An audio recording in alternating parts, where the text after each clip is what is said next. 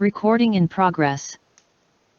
Alright, welcome in. We got Jamie here who is graciously going to show us a whole bunch of things on how to code and how to use artificial intelligence to pull a bunch of data from the game and make it more usable in Excel and other things like that. Jamie, welcome. Yeah, what's up? So what I'm gonna do, right? I'm gonna follow this thing here, and I'm gonna get right at it because if we're gonna try and make this last an hour or something, and I'm gonna try and get through all this in an hour, it'll be pretty quick, right? But basically, the first thing I'm gonna do is I'm gonna build a spreadsheet, and the spreadsheet's gonna look at like draft prospects, like you would do if you were just playing a game. You were looking at a draft, right? I mean, the idea is it's like teach a man to fish, right? So I'll show you how to build a spreadsheet from scratch, and then there's hopefully people watching it will think, okay, I could build a thing that does this, that, the other, Exactly. And then we spend about the first half doing that. And then what I'll do is I'll switch to coding. And because AI has made coding so much more accessible, and I'll show how to do exactly the same thing or something very similar to it, but in code with AI support. And what I expect is probably true for most people is that will be something where you look at it and think, okay, I didn't realize you could do it, I wouldn't say simple, but like once you can get started on that, it's like putting a screw into a hole. Once you get it in, it's easier to turn the screw. See what I mean? Sure. All right. So shall I just get straight at it then? Because I've literally got these bullet points. And I'll just go down one by one. And obviously, Rylan and I know Rob's on also. Like pause me, speed me up, slow me down to make sure that I'm doing this at the right pitch for people. Okay. And obviously any questions or whatever as you go along, anything that's interesting. So the first thing is, how do you get data out of the game, right? So the whole point of this is you've got stuff in the game and you want to get it out of the game and then you want to play around with it. So this is the game on my computer. And so if I just go in and import today's thing, then it will be live with whatever the latest thing in Red Zone Blitz League is, right? Everybody does this every day. So once it finishes doing that, then we'll be up to date. Then you've got these two commands here in the controls and archives, right? Export data and then export scouting data. And I don't know how many people, I use this like every day, but I don't know how many people that play this game use this. I mean, Ryland, do you use this? I don't know. I do, yeah, you have to. Even if you're just using Draft Analyzer, you need the latest information. Gotcha. Okay, so export data goes like this, and then export scouting data goes like this. Now, if you've never used this before, if we just pause on this little thing, it says data exported to C/user/Archie/. This is just on my computer where the data has been put. So the computer generates a load of data. I'll show that now, but it puts it into this. So if you've never done this before, you're doing this for the first time and you're trying to find the data, that's where it is. And there's a funny thing with that. I don't know if you guys have experienced this, but the Solar Seismic folders, sometimes on Windows, they are hidden. So you have to go, I don't know if you ever had to do this, but when you're like the app data one.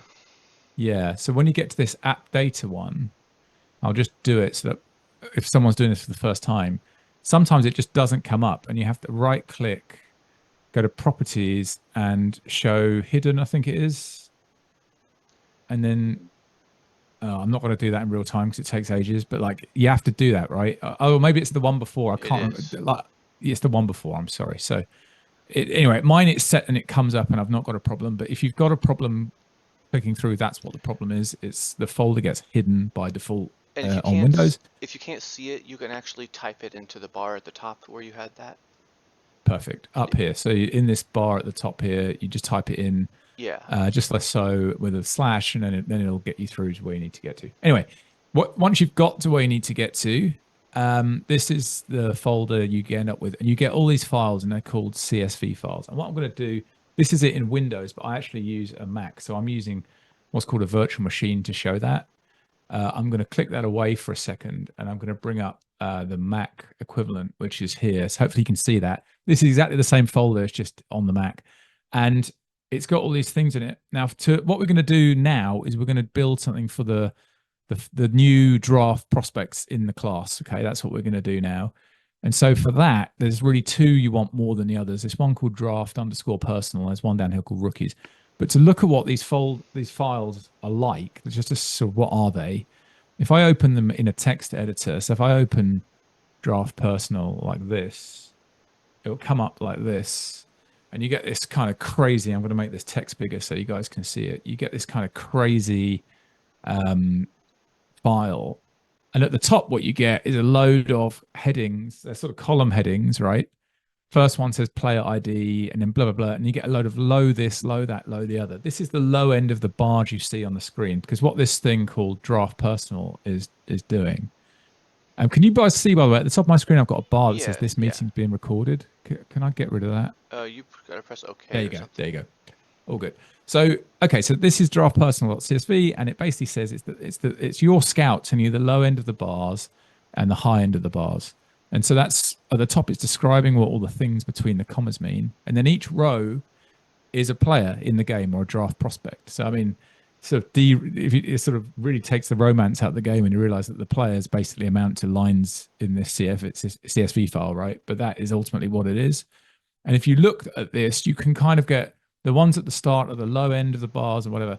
And, someone who's looked at this a lot over time, I can immediately see this row and think, wow, okay, there's a load of hundreds. So this is a particularly good player, right? This is a really good player. And because there are different positions, so they've all got sort of numbers that are not zero in about the same place. They're all the same position. But if you scroll down, you'd get slightly different positions or whatever. Anyway, that's draft personal. It's a load of numbers separated by commas, which is what CSV means, comma separated values. And if you go to get out of that, don't need any of that. Then if you go to rookies, you get exactly the same kind of idea. All these files look like this, but if you go through the different ones, this one's an easier one to read actually, to kind of see what's going on, because this one's a bit simpler.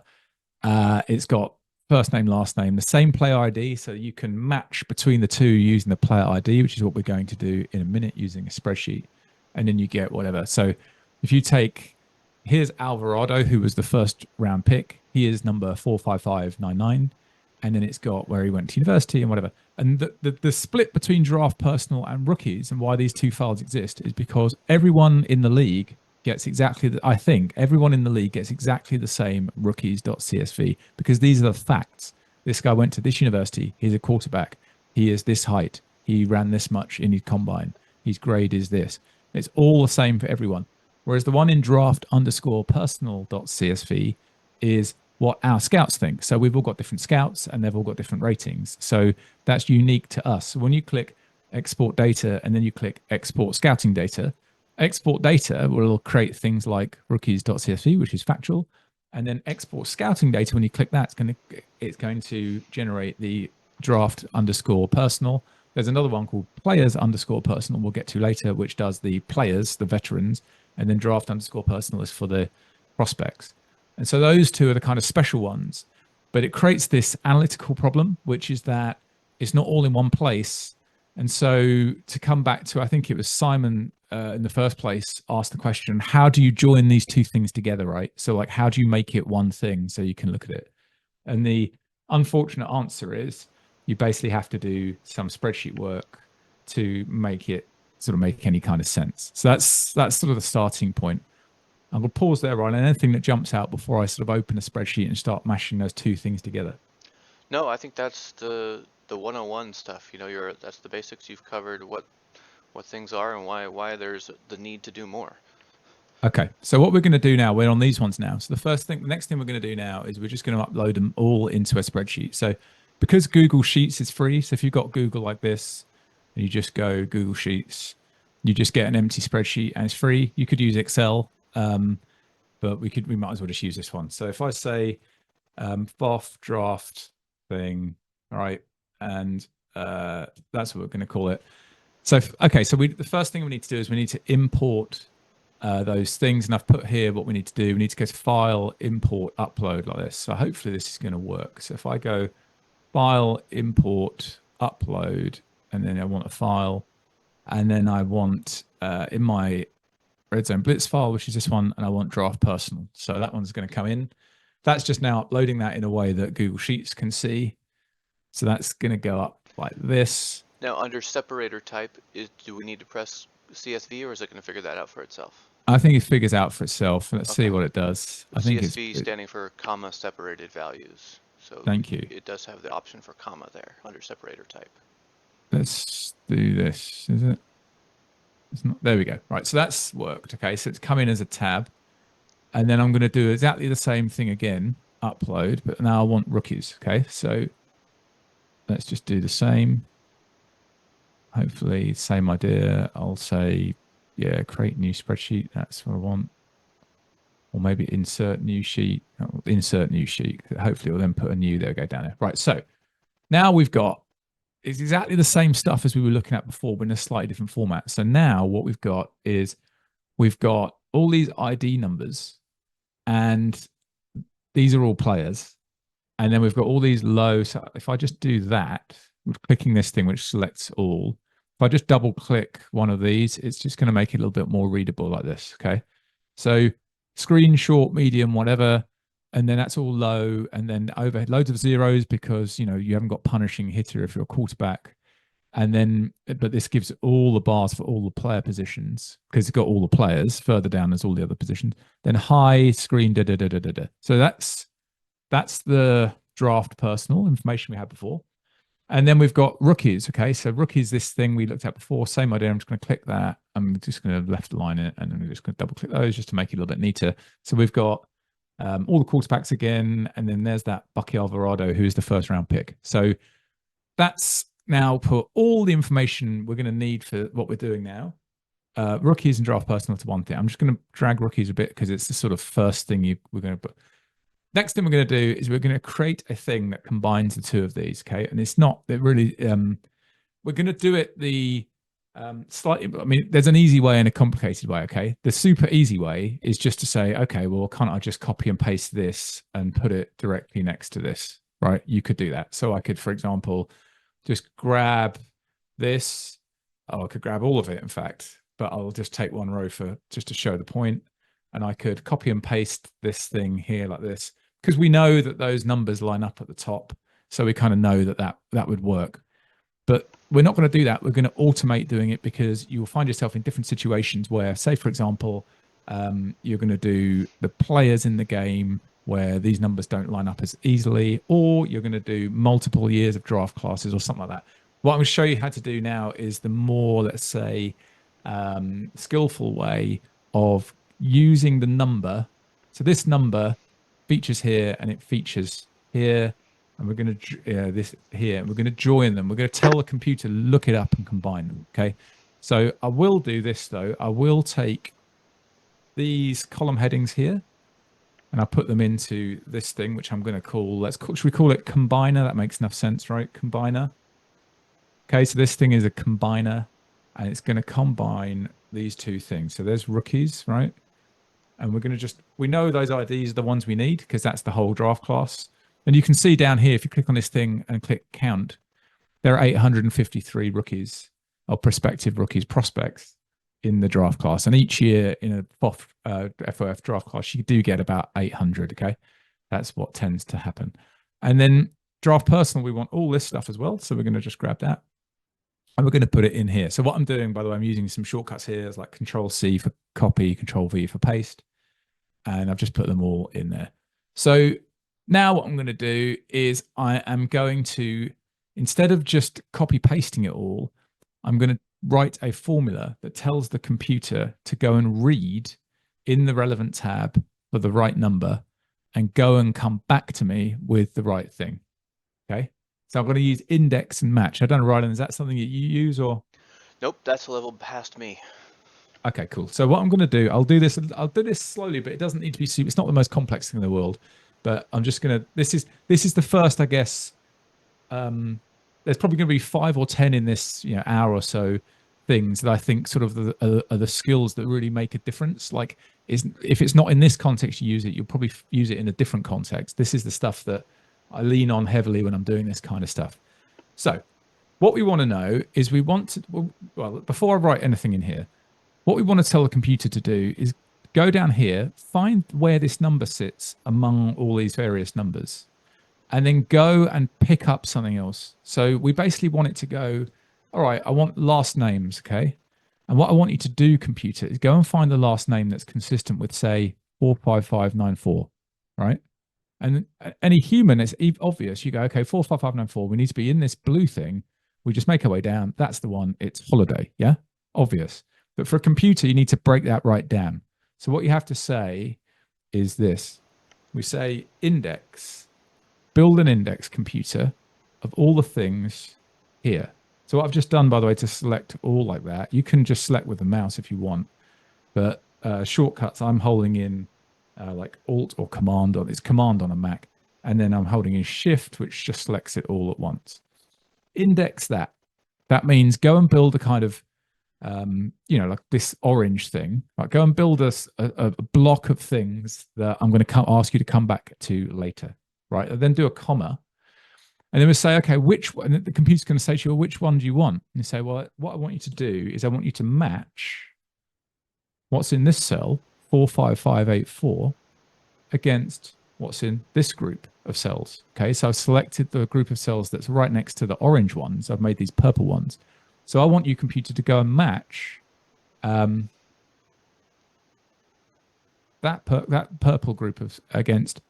Sorry, I've actually got it the wrong way around. I want you to match that 45584 against a range, and the range I want you to match it against is this. Then I have to put a comma and a 0. You just have to do that. I'm not going to get into the nuts and bolts of why. That will then, I need to put in a bracket to close that and a second bracket. So I've written that. And what I've done, I've now hit enter, and that's worked. So what the computer has done, just to slow that down again, is it says, right, in this orange thing called rookies, there's loads and loads of stuff. If I just do that, there's loads and loads of stuff. Oh, it's not working the way I was hoping. Basically, in this thing, there's loads of stuff, including the word wait. But I want you to go and look up 45584, which is what's in this cell here, and go compare that to all these, and then give me what's in here. Does that make sense? Yeah. So if I type in there 45596, can you see what it's going to come back with? Sure. Capitavilla. Right. So if I change that to 45596, it's going to be clever enough to realize, oh, I want Captavilla now. Okay. So that's how we've set it up. Now, what we want to do now is we want it not just to do it for this number, but we want to do it obviously like all the way down like this. That's the whole idea of this. We want to make it work where we can just sort of, okay, that was cool. We've done it once, but now we want to click, click, click, and it just fills out the whole spreadsheet, right? Now, that's going to create us a problem. Can you see that the ranges here, B2 to 854, well, that's 2 at the top, and that's 854 at the bottom, right? Mm-hmm.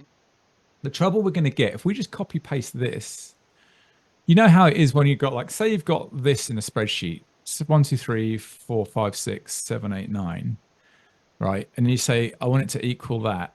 Okay, and then you copy it down. It'll know that when you copy down here, it wants this one, right? It doesn't want this one again. They call it relational, right? So it knows that you're trying to copy and paste across or whatever. And most of the time, that's what you want to do. You don't want to just keep copy pasting number 1 again. You know, here, if I copy paste it, it's going to give me a 5, right? It's not going to give me the 4 again or the 1 again. It's going to be relative. Now, that's normally what you want. But here we don't, because this one, when we copy down, we want these ranges to be exactly the same. Yes, we want to look up this 45584. We want that to stay in that one and that one and that one. But the things we're looking in, we want them to be exactly the same. It's always these names, it doesn't change. And it's always these numbers, it doesn't change. Even if you copy and paste down, we don't want it to start doing that with an extra one at the bottom. Yeah, we always want it to be just these. Do you see what I mean? Yeah. So we want it to be absolute, not relative, in certain circumstances. And the way you tell a spreadsheet you want that is $signs. And the way you get it to do the $signs is to press F4. So if I press F4, do you see it's now put some $signs in? If I press F4 again, again, and again, they disappear. Press it again, it cycles. Here come the $signs again. Then there's $1 on each cell, $1 none. So if I look at that B2, for example, no $signs. Now it says $B $2. Now it says B $2. Now it says $B2, and now it doesn't have any $signs at all, right?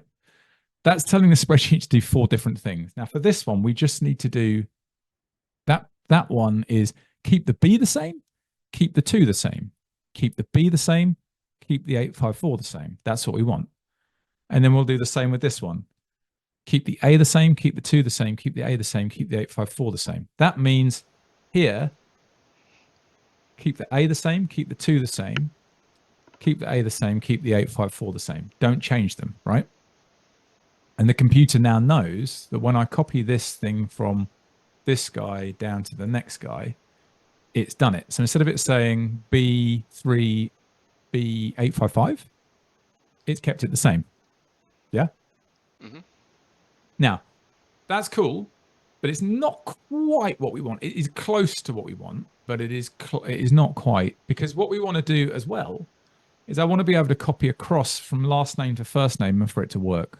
So what I want to do is I want to be able to go like that, and I want it to tell me the first name, Leon. Okay. Now Leon is not in B stuff, B2, whatever. It's in C. So what I need to do here is I say to it, actually don't keep the B the same, just keep the 2 the same, the row, and the 854 row the same, but the B, don't keep that the same, right? You can change that if you want. Now that's not going to work either. And the reason is because here we want it to match against A2. And over here, the way I've copied it across now, it's trying to copy against B2, which is this one. That hasn't got the number in it. So now we're telling it match against A2 to A54 over here. That bit's right, which is this. But it needs a number. It needs 45584. But when we're telling it to do it with B2, it's doing it with this guy's name, wait. It needs to say A2 again. And we need to do exactly the same thing. We need to use this $ thing. We press F4 to get, and just tell it, keep the A the same. If you do that, we should now find it works, and it does. So now it's looking up this Leon here. And the way it's doing it, just to remind ourselves, it says, go and draw an index. This time it's of C, because it was B before, which B was a load of these. But now do it for C, which is a load of these, the first names. And then we want you to match, keep always the same, the A, this ID thing. And we want to match that against, it's always exactly the same, this thing. So there's quite a lot there. That's a complicated thing in spreadsheets, but it is one of the most powerful things in spreadsheets to learn. Because now you've done that, what we should find is if we go all the way across, this rookies thing goes to grade here. We should find what we can do is we can go all the way across to grade, and we can just paste it in and it will do the whole guy. And then we should do down one and it'll work. So we'll just check it works. So Harvey Muller's grade apparently is 55. Yes, it is. And if we typed in 45586, we'd got a guy called Benson whose grade is 31, 31, and it works. So now we've just done that. And what all that little faffing about has done is it's meant that rookies just works now. And when the next graph class comes in, you could use this exact same logic and just copy paste in next year's player IDs. And it's just, as long as you've got the rookies thing in the right place, it's just going to work, right? Yeah. So So you've that's got a template. You've got a template, exactly, a combining template, right? And so I'll quickly now do the draft personal, exactly the same idea. Now I'm going to do 45584 again, which is this one. Okay. And I'm just going to say, right, so you now need to index in draft personal, all the ones called interviewed, and you're going to match the number again against this array of numbers. Put that weird 0 in, it just has to be there, extra couple of, and then that's 0. Now what we know is the first one's got the exclamation mark before the numbers, the 2. So I'll just do that same, because it's the same logic. The match has got an exclamation mark before the A. And yet again, I've managed to get that wrong. But if I just do that, it's going to work. And then this has got exclamation marks for both. So we should be able to do that. Now, hopefully that's going to work. So 32 for the first guy, 36, 18, 11. Like that. It works. And so applying the same logic, and I'm just speeding up just for, the keystrokes and stuff is just to do it a bit more quickly. But I've now built the whole thing. Okay, so that was doing a bunch of keystrokes. It takes a bit of work, but that has now brought rookies and draft personal into one thing. Now I'm going to do something similar to this later with code, which does exactly the same job. But this is what coding people call a join, right? This is a database that Jim has created in his computer game, and it creates two different tables of data with the same ID. And all we've done is we've joined them back together. And this now gives us the chance to look at, for example, Alvarado and confirm that Alvarado is on all those hundreds that we saw before. And sure enough, yes, it is, right? Now what we can do is there's a bunch of things we can do from here. What I think I said we'd do next, we've just now done, that was using index and match to bring the CSV into one place. What I suggest we do now is calculate the avoid interceptions for the prospects. Oh, not avoid interceptions. The overall ratings. Sorry, for the prospects, right?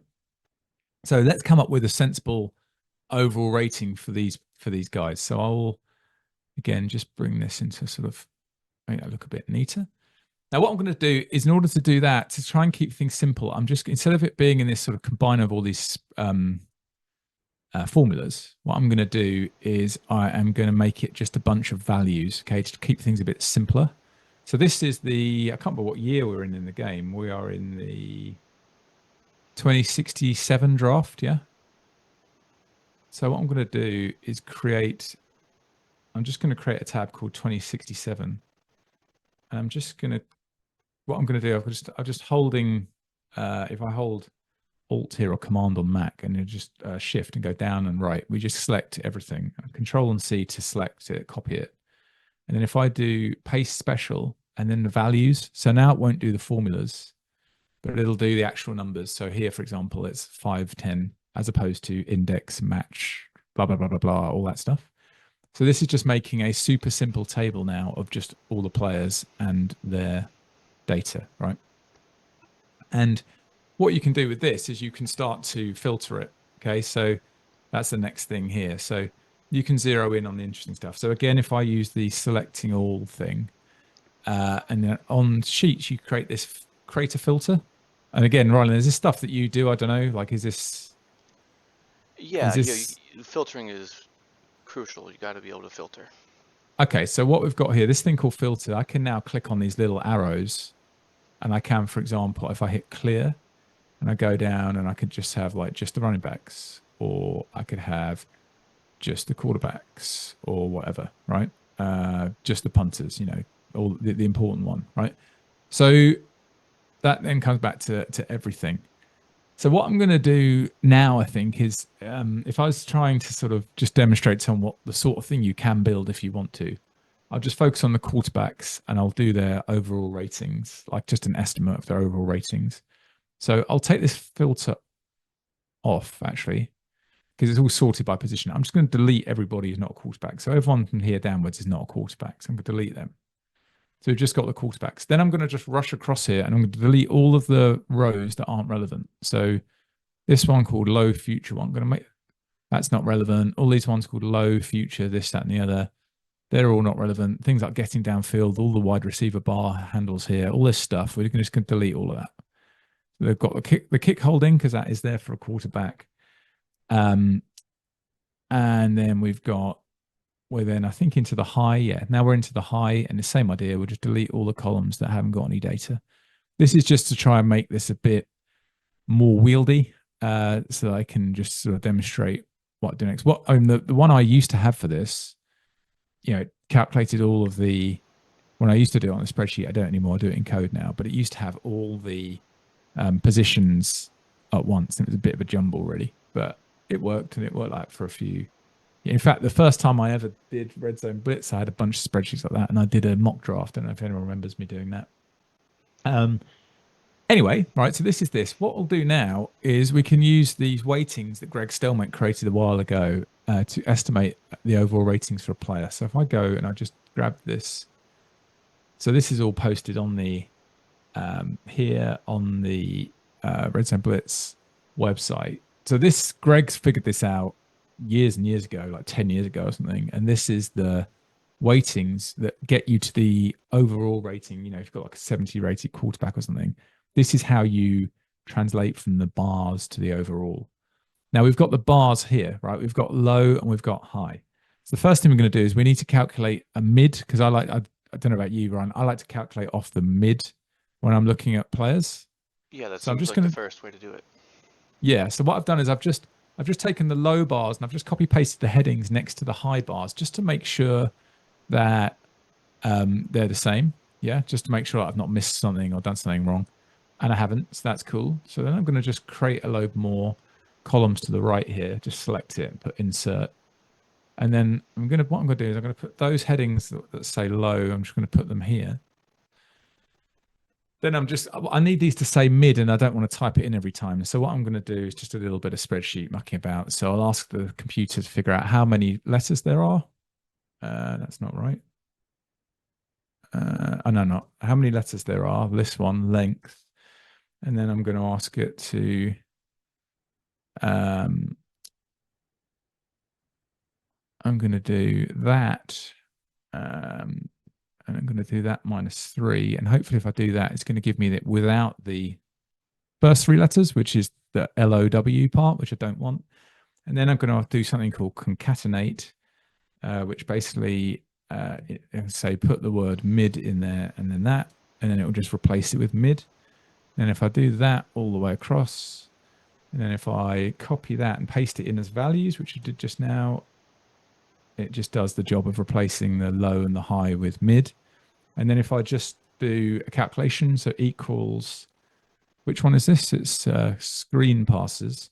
So equals low plus high divided by 2. Nothing too groundbreaking with this. Plus high divided by 2. So that's this player's mid bar for screen passes. And then I'll just copy them all down. And like that, I've done all the quarterbacks. And again, I'm going to copy it and I'm just going to paste the values so that I've got just numbers to deal with instead of formulas. And now I've got all the quarterbacks in the league, in the prospects group.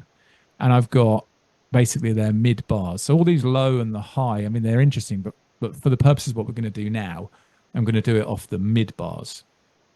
So that's that. I think that's that clear enough, yeah? Yeah.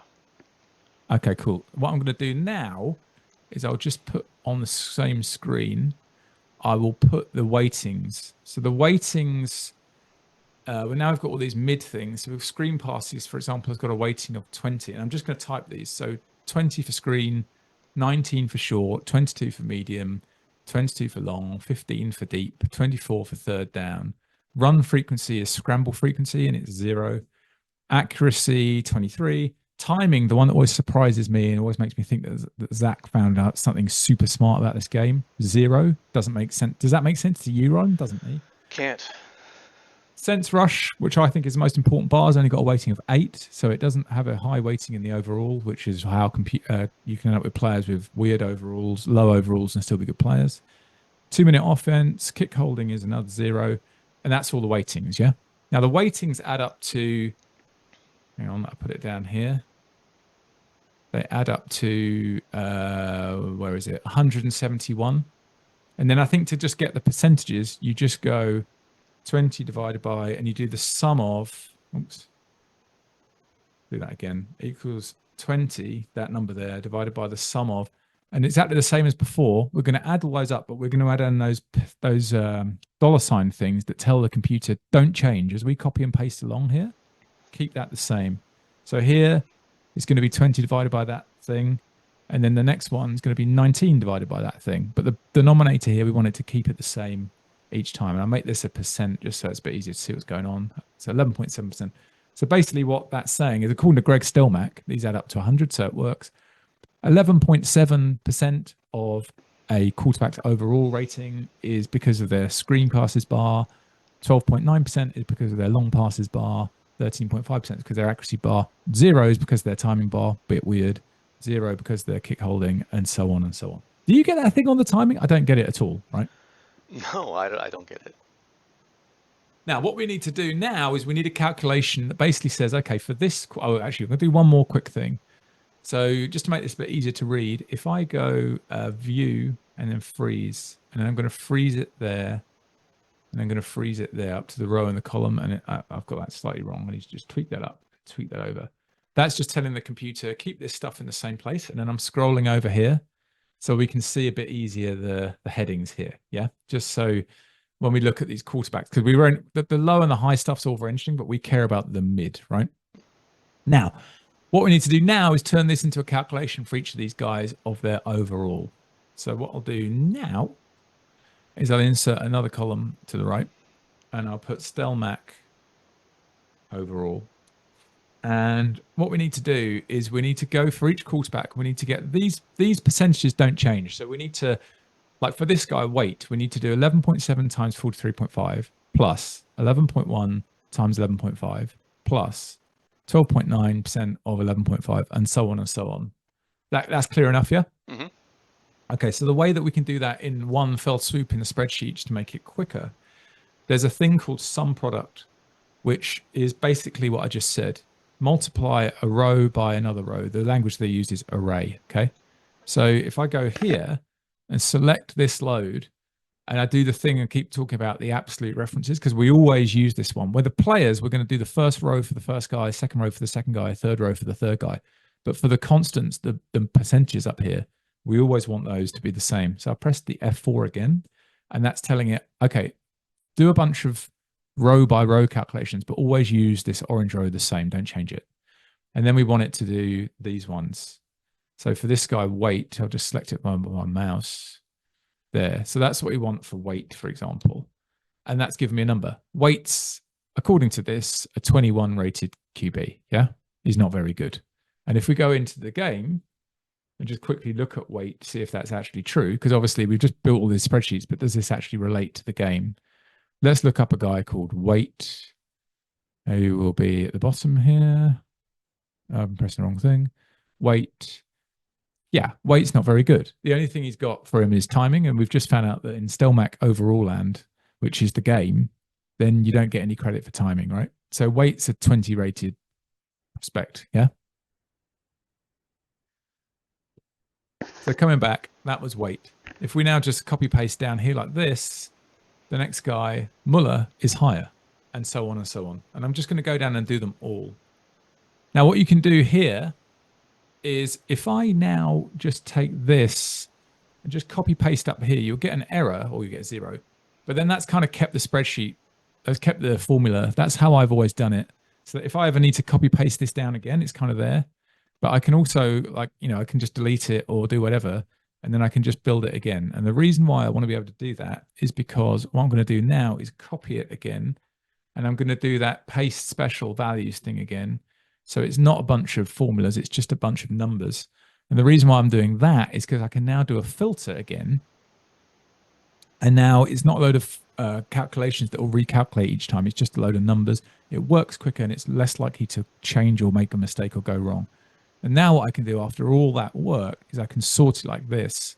And now when someone asks you, on the Slack, who do you think are the best quarterbacks and why? If this was your system, you'd have no more overlays or logic in it than this. This would be your answer if you were doing this, right? If you were just taking the mid bars according to my scout and you were applying the Stelmac weightings and you were doing nothing else, this is what you would get. Is this a top 4 you recognize, Rylan? I hope it is. Yeah, I think those were the first 4 off the board. Yeah, so Alvarado went first, right? And then Pantin went second, Clinton went third, and Martinez went fourth. And Martinez went about 15 picks behind, I think, the others.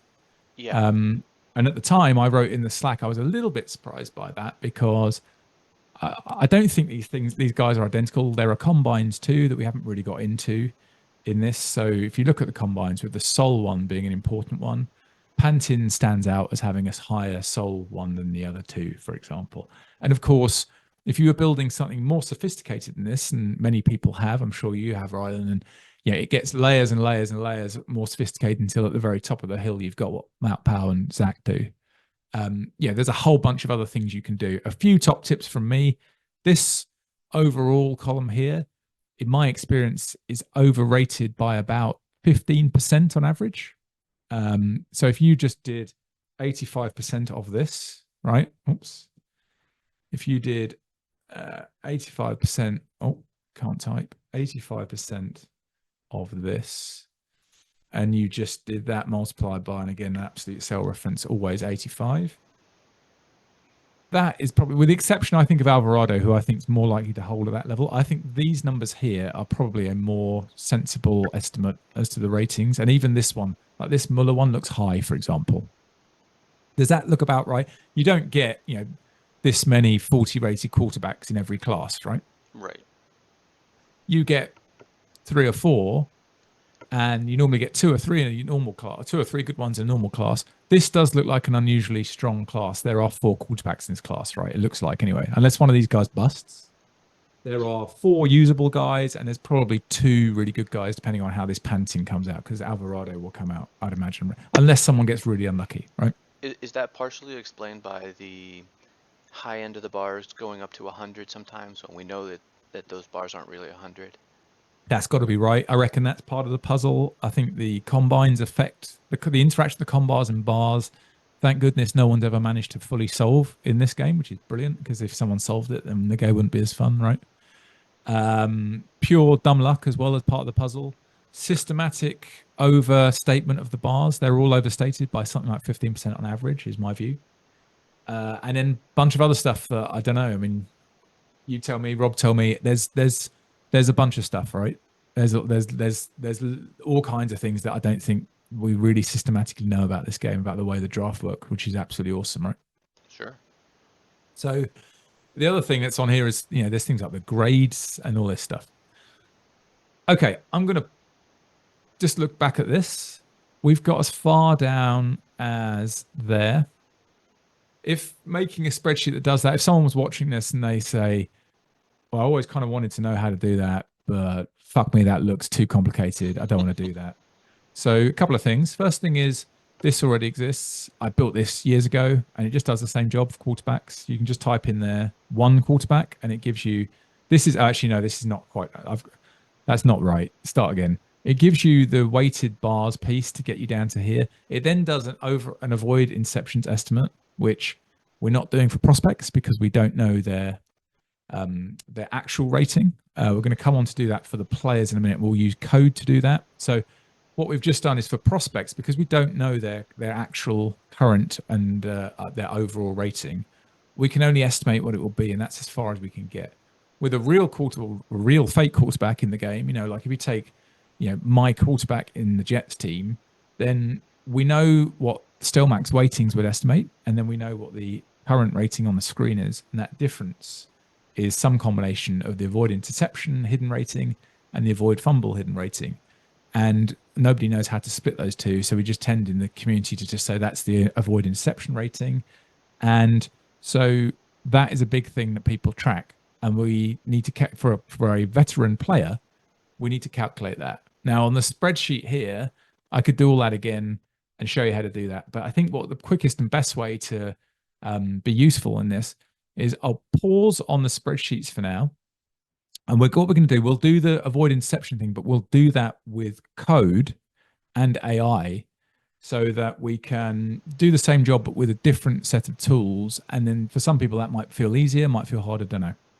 So I'm going to pause there before we get off spreadsheets. Does that kind of, compared to the way you do things, Ryan, is that massively different? Is it the same? Does this look like your process or what? Well, I got to tell you, part of the reason why this is exciting for me is almost 5 years ago, I messaged you on FOFC and asked if you could do a video on how to create your own draft sheet.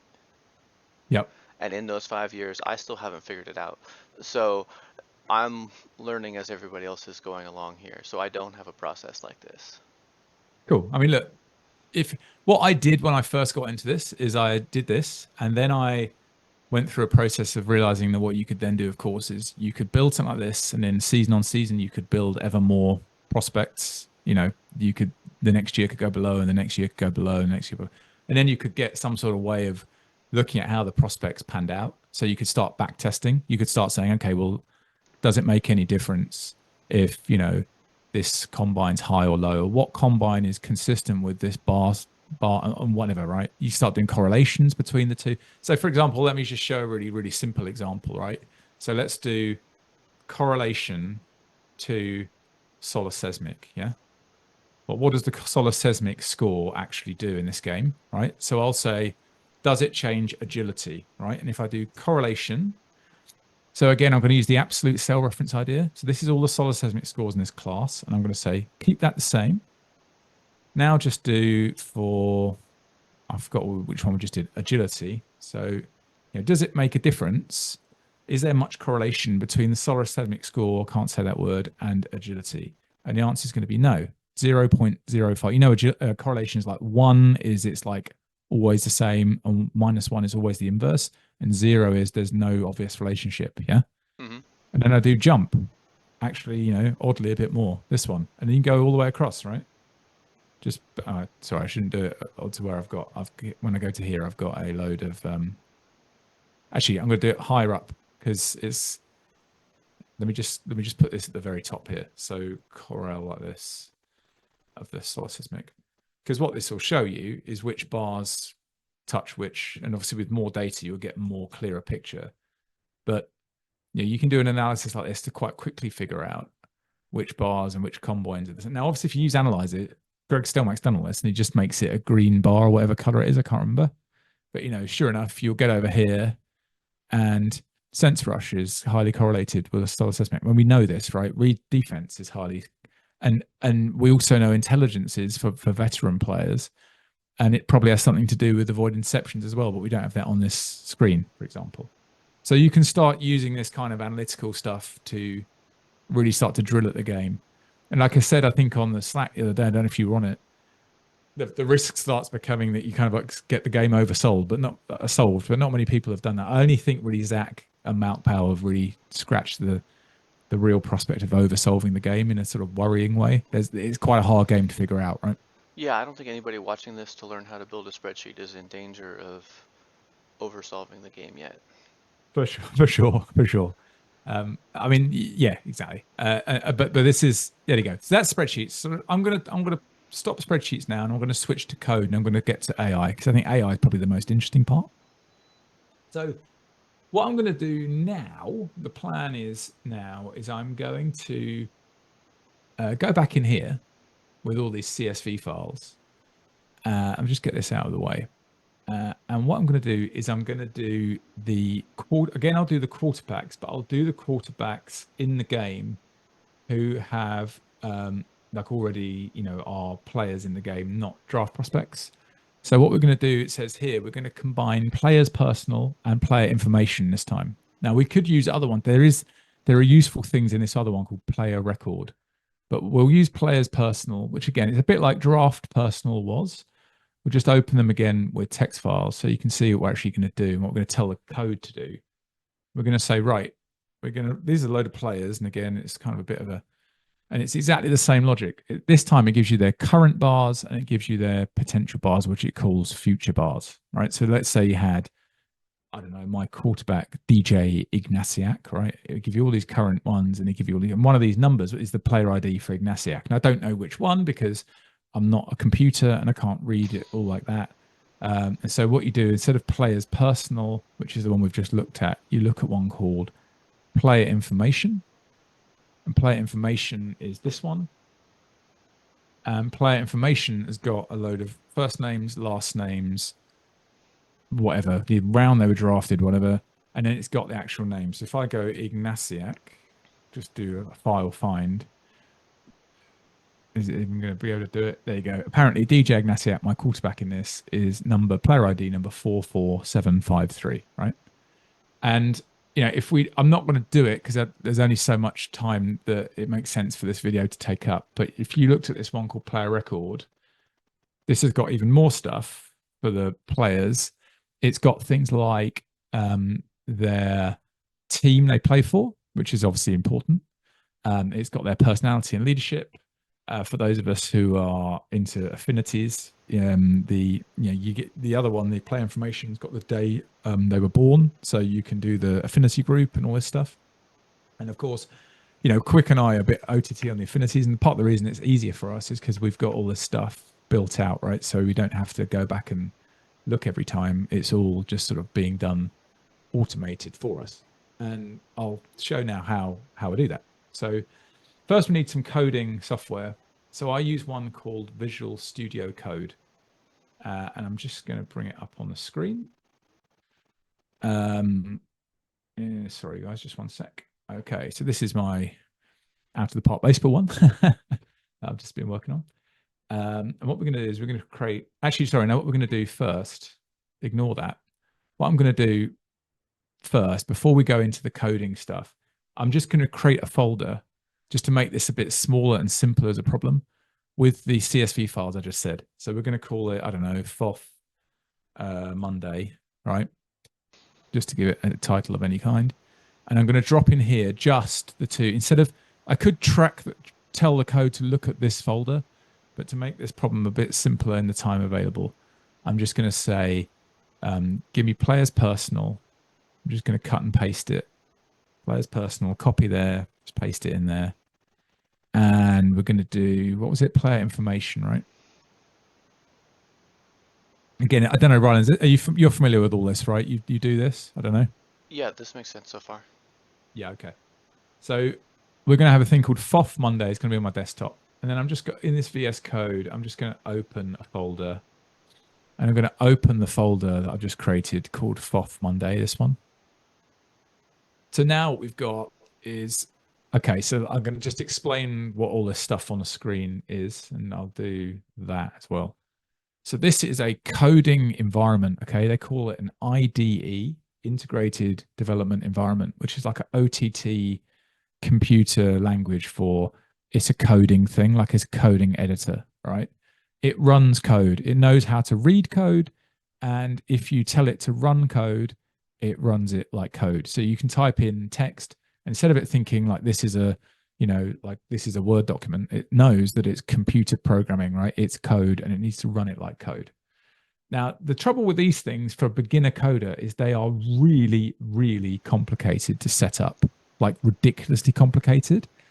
And I think that if I went into the nuts and bolts of how I installed this from scratch, it would be a pain in the ass for everyone. It would take a while, and it wouldn't be relevant to everyone's computer. If you run Windows, not Mac, it'd be different. If you've got Python already installed on your computer, it'd be different, etc., etc., etc.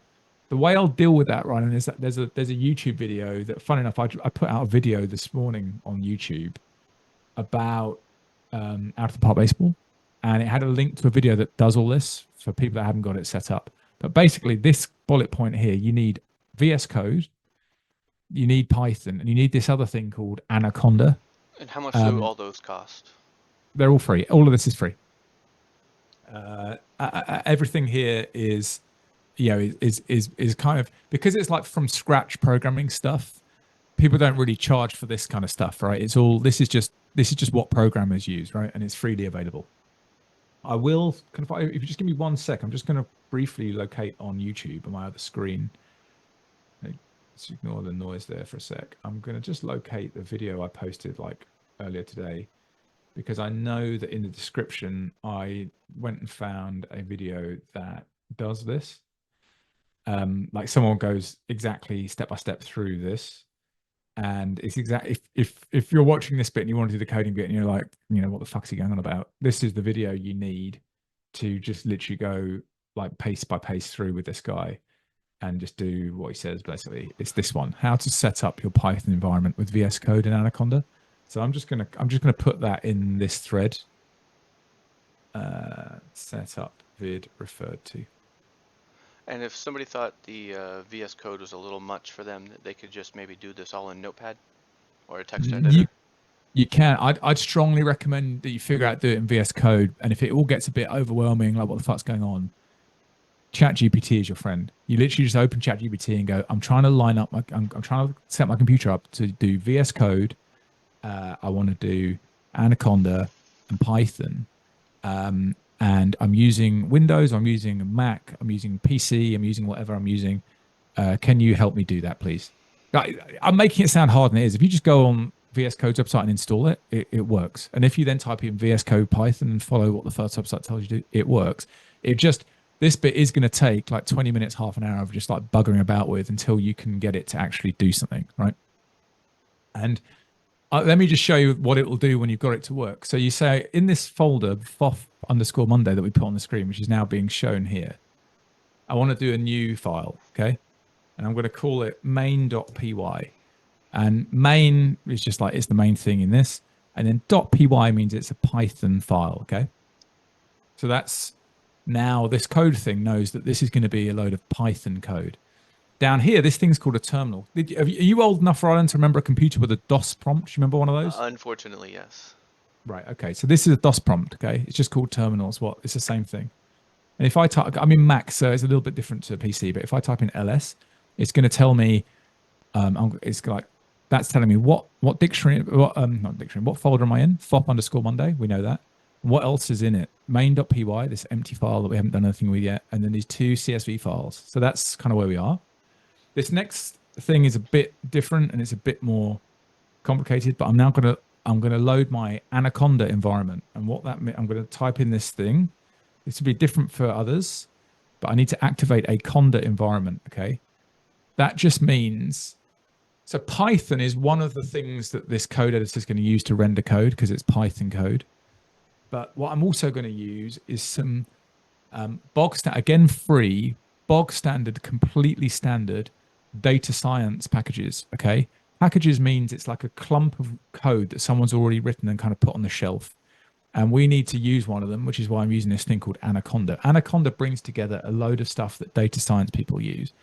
But this isn't really fancy data science. It's just tables. It's basically how to make Python look at tables a bit like Excel does.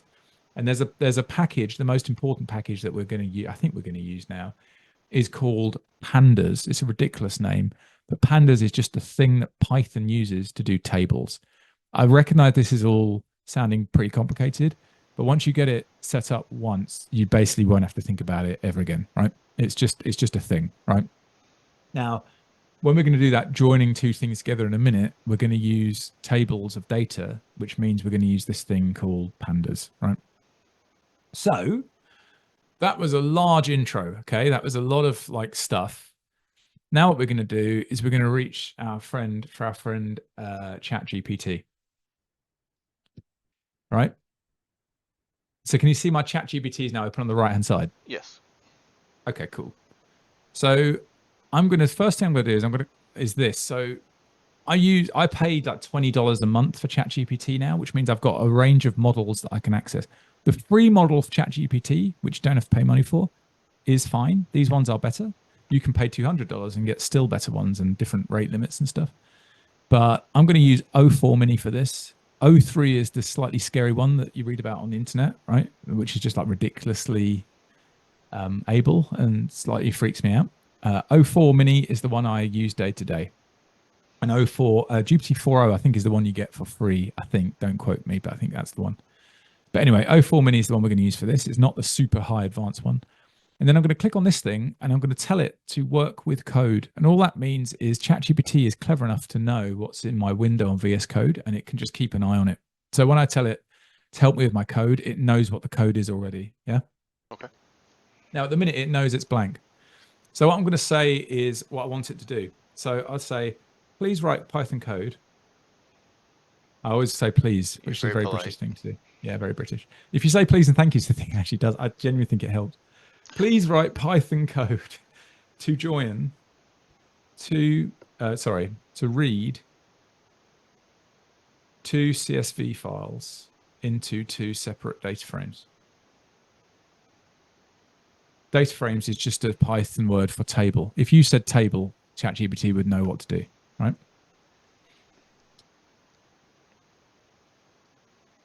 Oops, sorry, wrong button. Right. I'm going to just screenshot that and I'm going to copy it. And I'm just going to paste that in there. I've uploaded the file names. Yeah? Oh, it'll do it now. So it'll now go away and think about there's a Python command called read CSV. And it's gonna call that pandas thing I mentioned. Here we go, import pandas. Then it's going to use read CSV and it's going to create this. And if I click apply here, it just puts it in the code thing over here. Yeah. Mm-hmm. I then save that. And if I run that, Actually, no. Do you know, I'm not going to run that. That works well. Now, add code to join the two data frames into one on the player ID. So this is like the match we were doing before. Yeah, exactly. So it'll go away and it'll think, okay, need to do that, and apply. So now what this code's going to do, so you don't need obviously to know any Python syntax at all to do that, right? We've not even thought about Python, but just to do the Python syntax. So first thing it's done is import pandas. Pandas, as I mentioned, is this thing you just need to know it exists. It's a package. It's a load of code that helps Python read tables like a spreadsheet does, right? Real quick. And that's why we had to install that thing called Anaconda, because Anaconda's got pandas in it. Yeah. Okay. Nope. Great.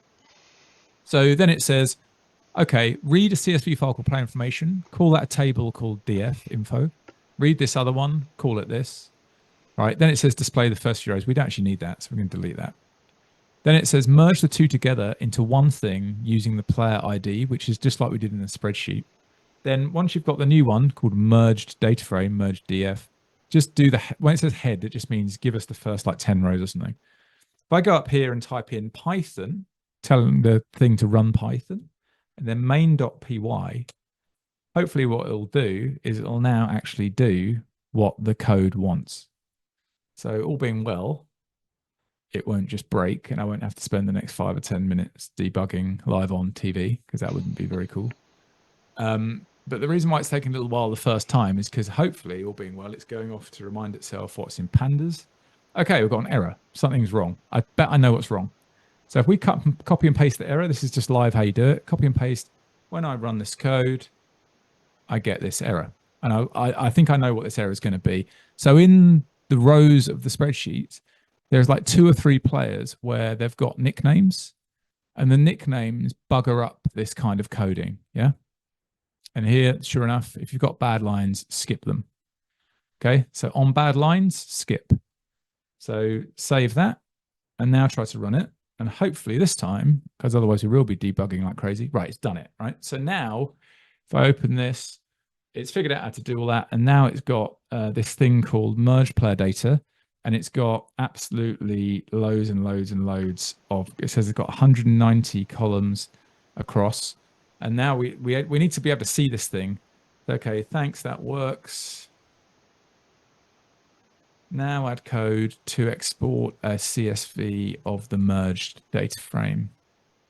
So because we actually want to be able to read this thing and see if it actually looks like what we were expecting. Yeah. So now I've told it to write code, export something that I can open in Excel. So take that thing called merge df, make it a CSV file like the ones we were looking at before, and then print, tell me you've done it. Save that again. If you, in this terminal, if you just press up, it cycles through the previous command. So if I press up, it's the same one, python.main at the bottom, and I can just run it. Now it's run it. And in here, you can see it's created this new CSV file called mergeplayerdata.csv. And you'll see in here, which was if you remember, I put this kind of simpler folder on my desktop. It's in there, and it was created at 12 minutes past 8 London time, which is just now. And I can open that with Excel, and hopefully it will look like what we're both expecting, right? Which is all the stuff that was in player record and player information mashed together. So here's like Melvin Farrell, who's I think the oldest guy in the league now. He's got the smallest player ID of active players. This is all the active players only. And we've got all this stuff that was in player information, factual stuff like where he went to college and what day he was born. But then as we go over, we should have a load of things like, yeah, there you go, like these current and future bars. So what we've done there is we have created that merge that we did in the spreadsheet. So what I mean, it's exactly the same idea. It's just done in code, not done in spreadsheet. And for current players, not prospects. And current players, not prospects. And if you think about it, I think that spreadsheet thing, I can totally understand people watching it, trying to wrap their head around it and go like, what the fuck is going on? Like, I don't understand what's going on. That's quite complicated. I'm not going to be able to do that. Like, I'm not saying it's like virtuoso either, but it's not straightforward. And I can understand not everyone's going to want to do it. I think the whole point on something like ChatGPT is, I mean, tell me if you disagree. That just feels way easier. I'm just typing stuff in the English language, right? The main The main thing that you need to know to use ChatGPT is to work your way forward in very gradual, small increments. Tell it to do very small things each time you tell it to do something. You know, just bring the two things into one. Okay, cool. Now join them together. Okay, you've done that. Great. Now export it to a CSV so I can have a look at it. Great. And then we just do a little steps along the road together. Just what I mean. That's like the vibe of it, how you work with it. Mm-hmm. Okay. Let's now do, what do we say we were going to do next? I think the idea was we were going to do the avoid interception again. So let's go back up to what we said we'd do. Okay, I just said use ChatGPT to write the code. That's not quite as helpful as I'm looking for. What I will do, okay, so I'll just tell it. So what we'll do is we will say all the stuff that we did in the spreadsheet, we'll just sort of tell it to do, but we'll just tell it to do it gradually. So that's great. Drop all the lines that aren't quarterbacks, right? Because we just want the quarterback. We're going to do the quarterback avoid inception thing.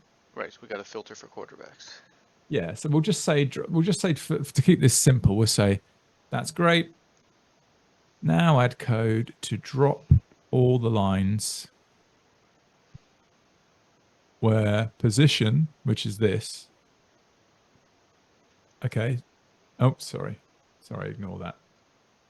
Where position doesn't equal QB, right?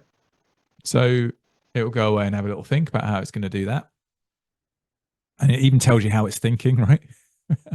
While it does it. But, you know, here's some code. It says merge df is now equal to whatever merge df was before, but position is to equal QB. Double equal in Python just means equal, right? So we'll just apply that. Looks good. That's going to work, right? And when you press apply, it puts it into the code where it makes sense. Yeah, I mean, it literally saves you the trouble of even copy pasting because we've clicked this thing. We've told it to read code. It can read whatever is on your screen, whatever script is on your screen. It can read, and so it knows to put it in, right? I mean, it's crazy, right? The technology here is insane, right? It couldn't do this 6 months ago, right? These things are constantly changing and getting it's all converging into like one thing. That's kind of the overarching thing here, like spreadsheets, coding, AI. It's all kind of merging into this one thing that people are learning how to do. Okay, so that's that.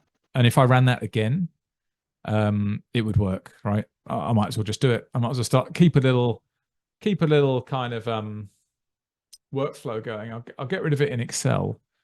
But what I'll do is I'll keep this little workflow going where, okay, I've just run that and it worked. And I can just open this CSV file and just check that, because it's the same thing. To remember the commas, it's not opened as a spreadsheet, but it's the same idea. And I just check to see if there's any non-QBs left in it, and there are not, right? So that's worked. That's what we wanted it to do. Then we can say, okay, cool. What I'll say now is that's great.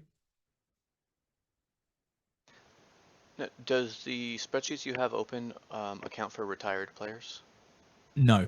So the one called Players Personal only has the current players in the game. Okay. And because we've joined off those IDs, it'll only be the current population, right?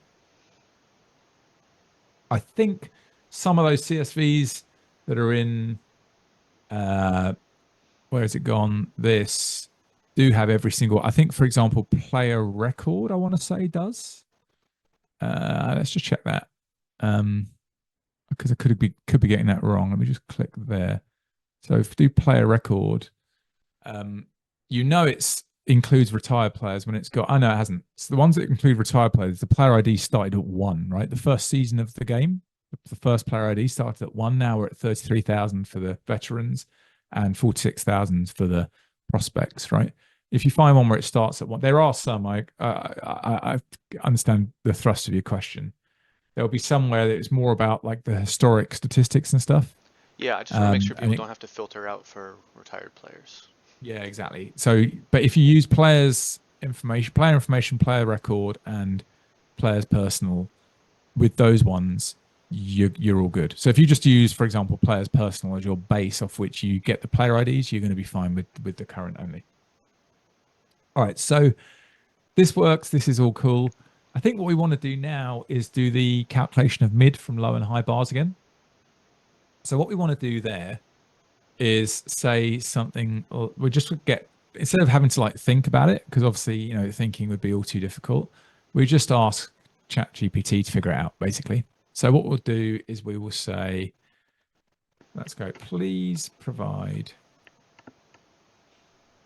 code to get a list of the column headings in players personal.csv.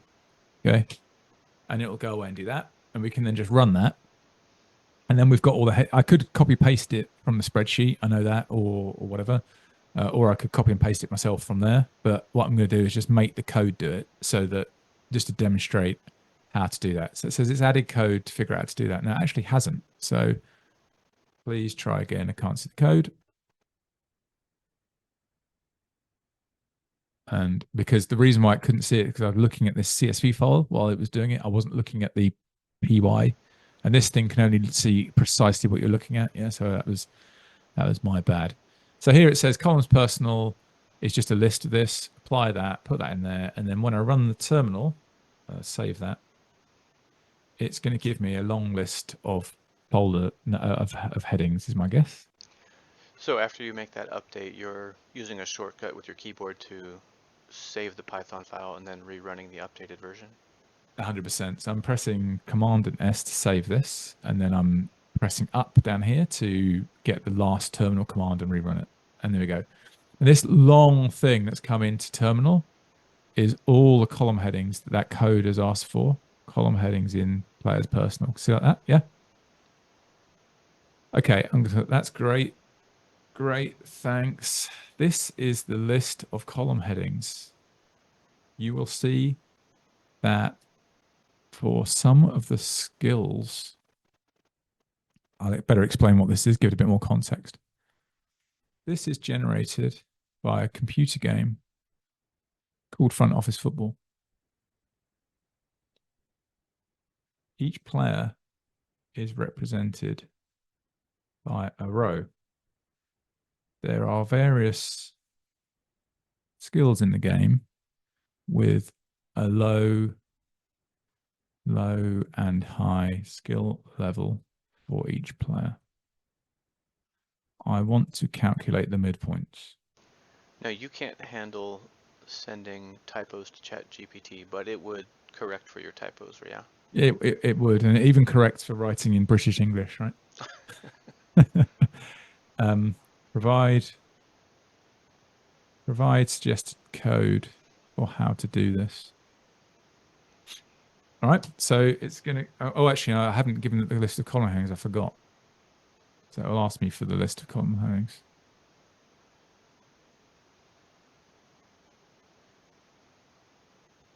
My error.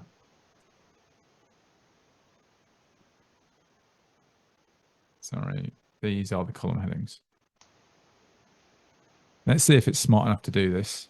It should be. Oh, what am I doing? It's current. What am I talking about? It's current. We don't have to do this at all. It's current and future, right? I'm being stupid. Sorry. We can just delete all of that. Don't need to do any of that, do we? We just don't need to do that. There's me going, we need to do the low and the high thing, but that was for the draft guys, wasn't it? Yeah. Okay, ignore that. Sorry, chat. Okay, ChatGPT's gonna be well confused now because it just what is this guy going on about? It doesn't make sense. Okay, well, you post on YouTube, Brian, and you have to cut that bit out.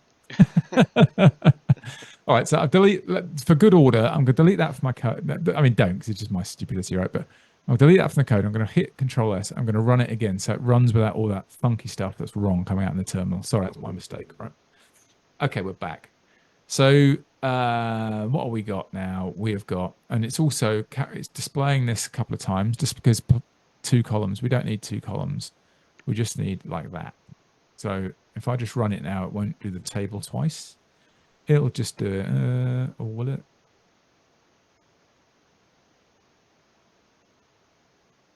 Don't understand that. Did I save it? Oh no, it did it once. Sorry, it did it once. That's the latest run, yeah? Is there a Okay, command to like clear the terminal screen so that you can be sort of fresh? Do you know what? I don't think there is. Okay. Or well, there probably is, but I don't know what it is. The terminal is actually quite hard to sort of kill the terminal. I don't know. There probably is, but I don't know what it is. Maybe it's that, but I'm not going to click it in case it does something weird I don't understand. Kill terminal. I don't Yeah, want that that. sounds extreme. All right, so let's actually do what we want it to do. So, okay, so we know that what we want it to do is we want to calculate the Stelmach weightings, don't we? Right, that's what we're trying to get from this. And what we therefore want to do is we want to grab those percentages. Let's just grab, we just grab this Google Doc again, because this has got the percentages in it that we need. Okay, so we want to grab these, and I'm just going to take this thing here. Oh, let's just scratch it out of the way.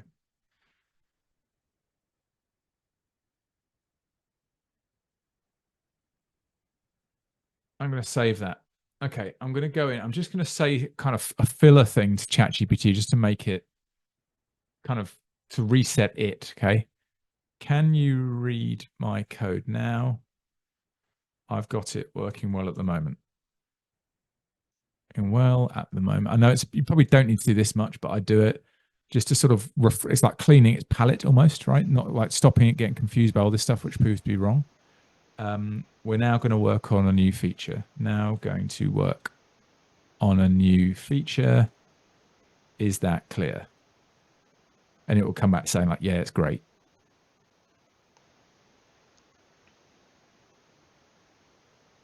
Okay.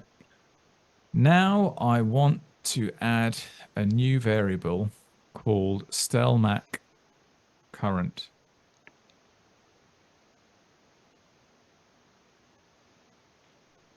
It is based on the percent constants that I have. You've pasted a screenshot in there? Yeah. So I've just pasted a spreadsheet in. I've pasted in a screenshot of, I'll just bring it up on the screen so it's super clear what's going on. This much of the screen. So like screen pass is 11.7%, short pass is 11.1. And remember, that's what we did on the spreadsheet side, right? Right. And so it's easier for ChatGPT to read the screenshot than copying and pasting. 100%, right? So we just say, we've got this. It's smart enough to do that, you know, with reliability, right? So for each of the, so for example,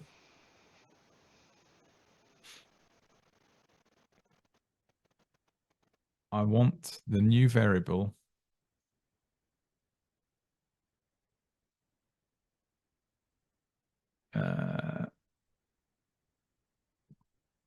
I want to take, for example, and we've got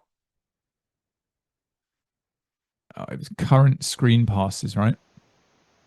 Current screen passes and multiply by 11.7% as this uploaded table shows. Then add short passes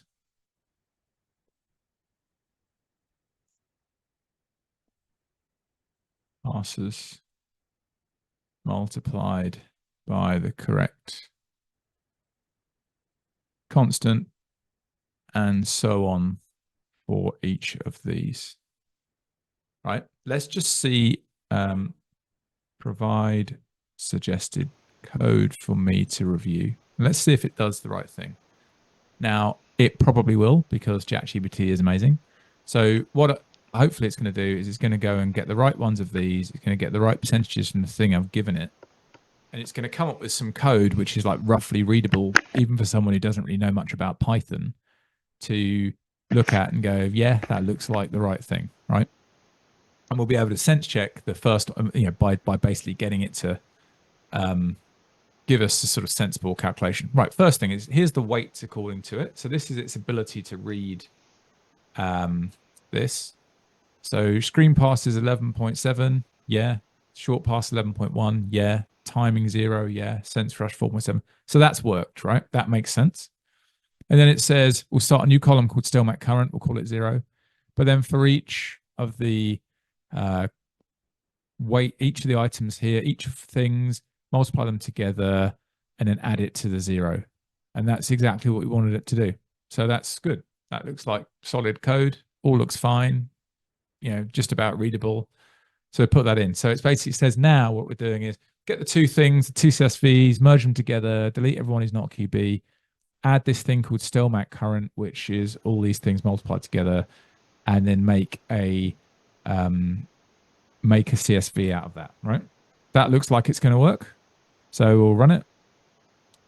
And what we can do then is the thing where we just go in and just get this for this one, because it's kind of a new thing we've asked it to do. I will just open it in Excel again, just to make sure it makes enough sense. So that's here. And the merge player data one was the one we've just created, which is this. Now, hopefully we're going to get, something that makes a bit of sense and it's not just a load of completely crazy numbers. And the way I'll test it in Excel is I just do the same thing. Like the filtering thing in Excel, you just go data and filter like this. And then I'll do the same thing where you can see it in Excel. You do freeze panes and then you do split like this. Sorry, no, you don't actually. You don't do split like this. You do just freeze panes. And then you go across, and then I can just do it. This is the Stelmac current one. And then if I sort largest to smallest, now we kind of know who the best QBs in the league are, right? And does that look right? Some of these look a bit odd, actually. No, it does look right, doesn't it? Well, Newhart's about a 90 something, so. Yeah. Does that look right? I don't even know who everyone's. I mean, what? I think that probably. I mean, there's the best quarterback in the league according to me. but we've got. I don't know if that's actually right. That's I just don't know the quarterbacks in the league well enough. Let's have a quick look. Let's just load up who are the best quarterbacks in the league. Hang on. If you're going by strictly OV, I think that was pretty accurate. You think so, Rob? Hang on. I'll tell you what I'll do. I'll put it side by side on the screen so that we can kind of. Actually, no, it's got to go. I've got to go. Hang on. Hey, easy. I pressed. Whoa. Yeah, exiting narrator. Thank you very much. Sorry about that. Hang on. If I go here and I go there, and I go the previous season, and I don't know who the best quarterback is, but that's a decent guess. So if we take just like a high rated, okay, Kinney 74. So where's Kinney on this? Is this Kinney 71? All right, so these look like they're right. Okay, they eyeball us fine. But now what we can do, this is the final step, and we could do it in Excel, or we could do it in code. But basically what we want to know now is the players that have got good avoid interceptions, right? And so if a player's got a Stelmac current of 93, then you can compare that. I'll just quickly do it in Excel so you can see what I mean. The actual current number is something that I'll just quickly do it in the spreadsheet just to illustrate what I'm trying to talk about. So we can now just widen out the bars and find the one called current overall, because these are the veterans. There'll be one called current overall, and it's here. It's in EA. Okay. So for Newhart, apparently he's got 92 as his overall. Does that sound? I don't even know. I should know this, but I don't. I don't even know. That sounds pretty close. He's in the. Who does Newhart play for? Do you guys know? Chargers. On the Chargers. Okay, so we're gonna go like this. 92. Okay, so that's right. Yeah, and we know that the Stelmac thing thinks he should be 93, but his actual current is 92. And what that actually means is, from an avoid interception point of view, his avoid interception must actually be not great, because even though he's got a 92 rating, the bars add up to 93. Yeah. So there's something hidden there, which is actually a minor negative on Newhart. Yeah. Okay. And you can do that obviously for every player as you go all the way down here. And you can get these numbers which tell you something about the avoid interception.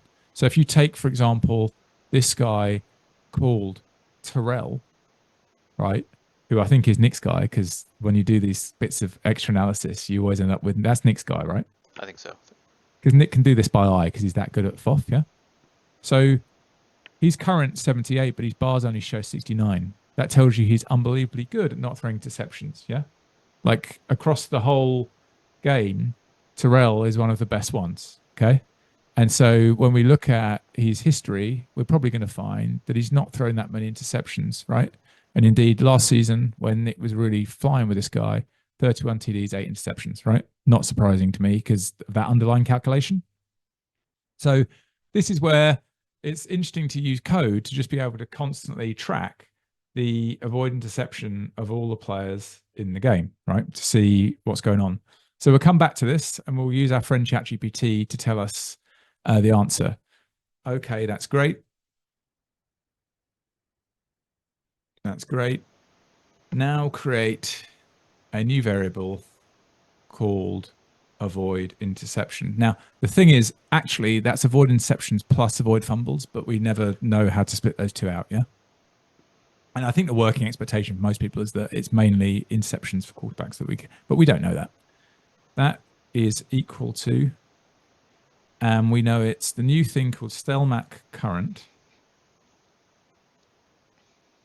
minus, and then we go back here and just figure out what I think it's current overall.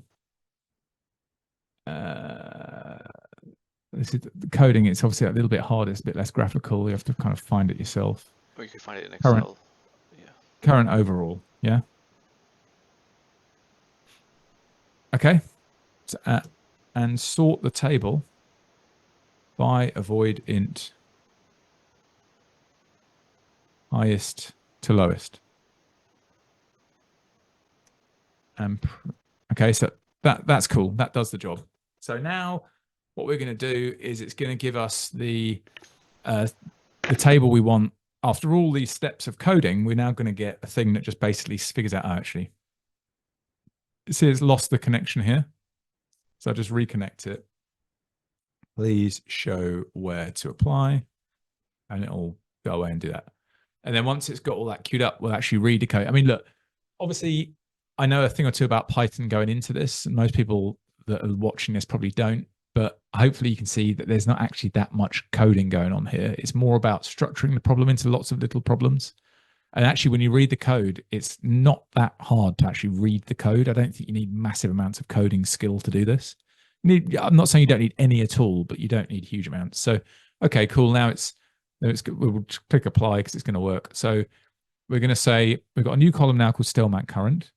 That's cool. I'm going to delete this preview thing so we don't need it anymore. Calculate avoid interceptions, done. Sort the data frame by ascending just high to low on avoid interceptions. Then it says preview the top players. We don't need to do that. That's all fine. In fact, if I just type a 20 now, I'm pretty sure what that does is it gives us the top 20 just in the thing here. So let's see if that actually works. So, okay, so that works. So what I've now done is I've got code that does all the stuff that we wanted it to do. And if you look here, we've got the top quarterbacks in the league by current avoid interception. Now, you've got their actual current values here, and then we've got the avoid interception next to them. And I'd probably change my view on who's the best quarterback in the league because it looks like you've got a guy here with a 90 rating and then a 6 avoid interceptions. So that's clearly, I don't know do you know who quarterback Adams is? I don't know. I think he's Cleveland. That's Okay. Cleveland. Okay, so I think it's probably true based on that analysis. I think that analysis is enough to tell you that it's probably Cleveland, who are called Waco on this, that have probably got the best quarterback in the league. And you can see the touchdown to interception ratio is absolutely insane. And this is probably the best. This is probably the most valuable player in the league, right? And that was Zach's draftee. Zach drafted him. There you go, right? So it always runs back when you start doing this sort of, let's say, next level metrics on front office football. You always end up either Zach or Malpow somewhere, right? They're like the mother loads, or they're like the thoroughbreds, right? You always end up in their line of analysis, or Ben's, right? And that's pretty much that. So that's what I've done now. I'm going to come back to that list of things, but that is the basic way. Basic's probably the wrong language, but that's how you use ChatGPT and coding to do stuff in front office football. I've got a few other things I want to show you guys how to do because I think they're cool and they respond to specific questions. But before I do that, is there anything that jumps out from what we've talked about there where it's helpful to point me in a direction to just cover anything specific? I think the screenshot thing that's coming up, this should be really interesting. Okay, let me show you something amazing about that, because this is a direct question that came in from Simon. He said, what do I do to get stuff out of the game into ChatGPT to kind of build cool stuff that we can have like in our forums or whatever, right? Like and I think he works with Tom at the moment. Tom, again, is a really adept coder these days, and he's built most of his knowledge, as I understand it, based on, front office football and out of the park baseball and all this stuff. It's pretty cool. And he is running stuff coming directly out of his Python coding automated, and then just sending it to Simon, who is then using ChatGPT with the outputs, right? You could use the screenshot stuff in practically the same way. So I'll show you how to do, in fact, I did it earlier to see if it could be done, and it could. So I'll show you how to do something cool now. So these are the standings for the previous season, yeah? So what I can do is I'm just going to screenshot that using the Max screenshot tool. Looks like this. That takes a screenshot. I'm going to copy that. Then I'm going to open a new ChatGPT window like this.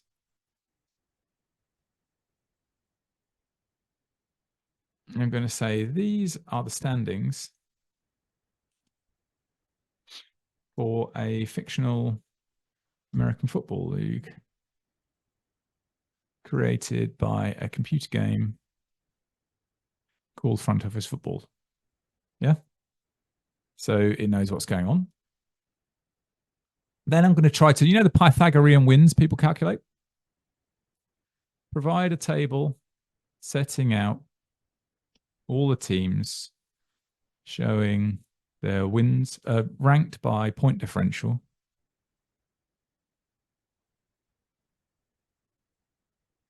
With the headings of team name, wins, losses, ties, points for, and points against. Now it should know how to do that. And while it does that, what we can just quickly do is just go online and find the Pythagorean expectation Wikipedia page, which tells you how to do the NFL Pythagorean expectation, which is this. So while ChatGPT is thinking, it says lost connection. Just give it a sec.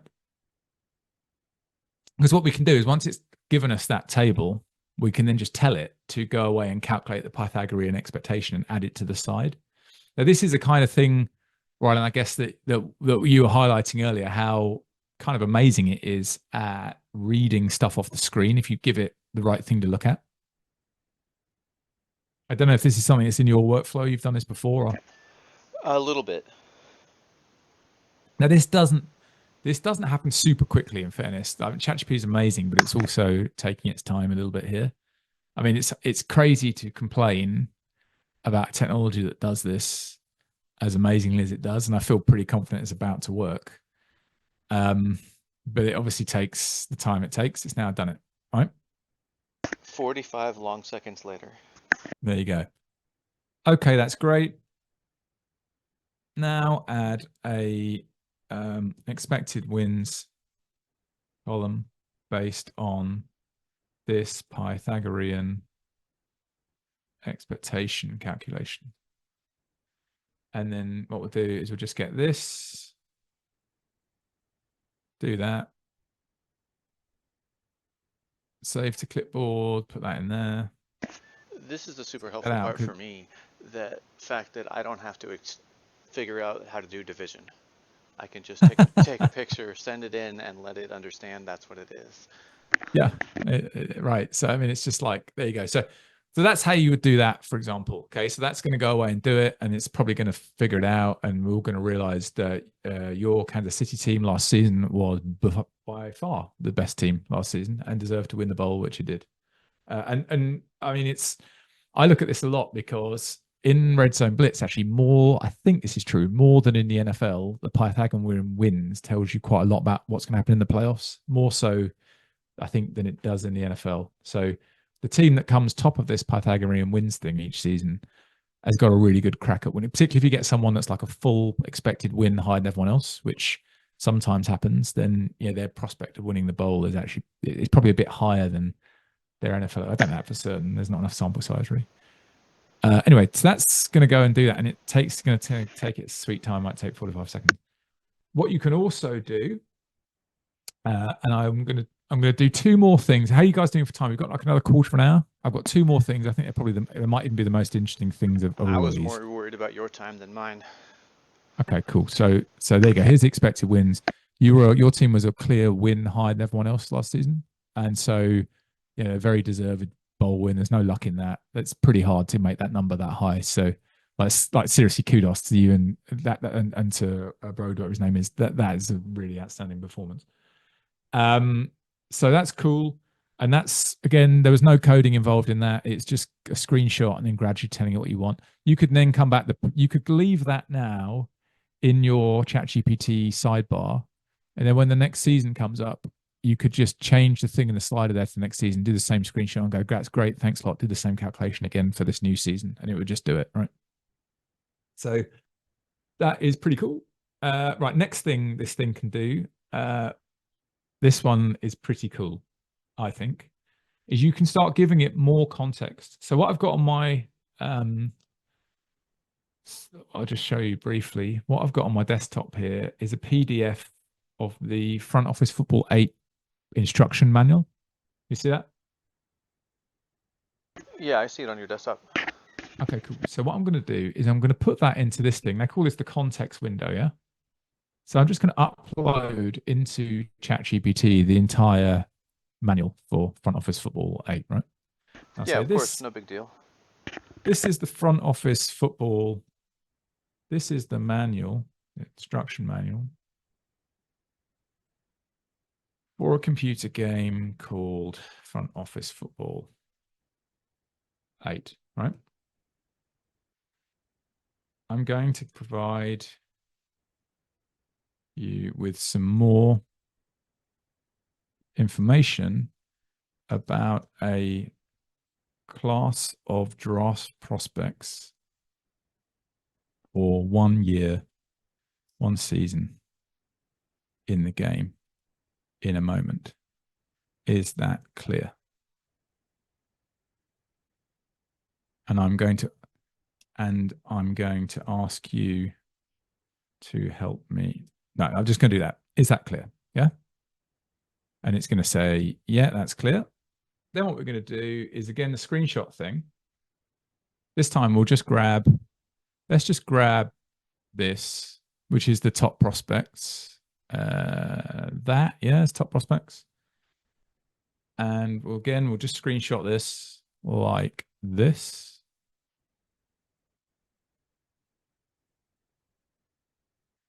And we'll go back and it will have generated something saying like, go ahead. Yeah, there we are. And then we'll say, this is the top prospects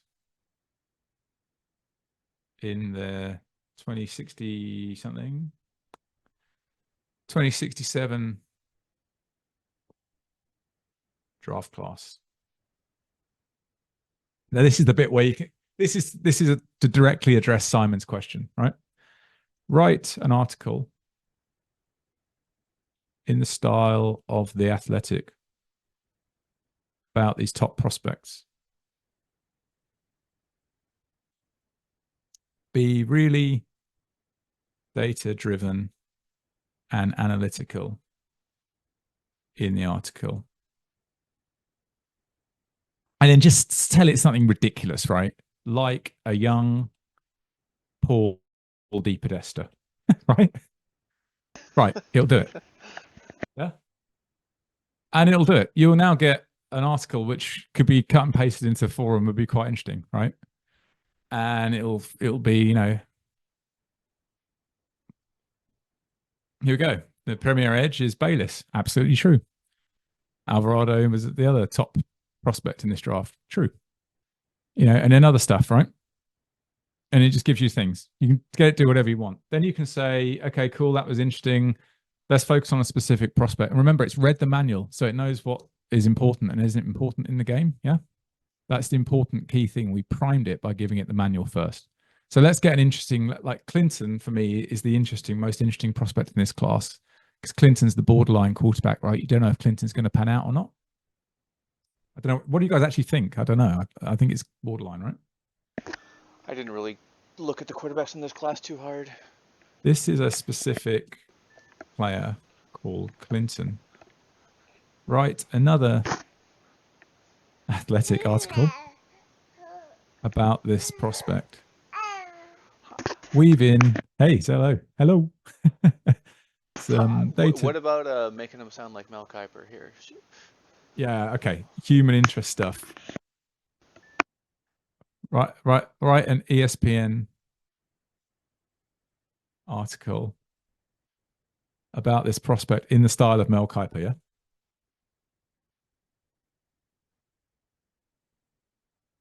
Bam, right? And it'll come up with something. Now, it could be nonsense. Now, look, the quality of the actual analysis here is not going to be, it's actually going to be quite good. It isn't nuts, right? Volatility is a flag, is a double-edged sword. It's read the manual, right? 23% raw prospect. Yeah.